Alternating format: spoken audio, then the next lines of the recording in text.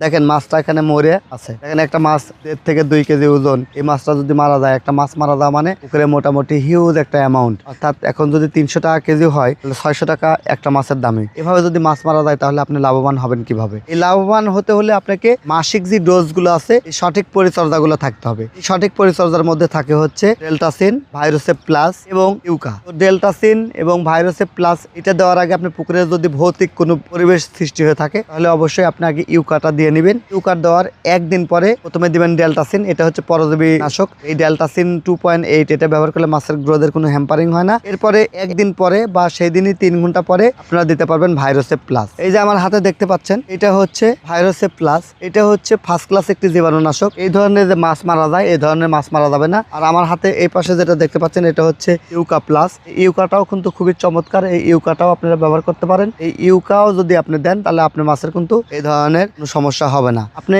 Standard মাছ চাষ করতে ডেল্টাসিন, ভাইরোসেপ plus এবং ইউকা আপনার পুকুরে যদি থাকে, আমি কথা দিচ্ছি এই ধরনের মাছ মারা যে আপনার যে সর্বনাশটা হওয়ার কথা, সর্বনাশ ইনশাআল্লাহ হবে না। তাই সঠিক মাছ চাষ করতে এবং সঠিক তথ্য পেতে টিএম এগ্রো অ্যান্ড ফিশারিজের স্ক্রিনে দেওয়া নাম্বারে যোগাযোগ করুন। আধুনিক মাছ চাষের সকল পরামর্শ ফ্রিতে পেয়ে যাবেন। ধন্যবাদ।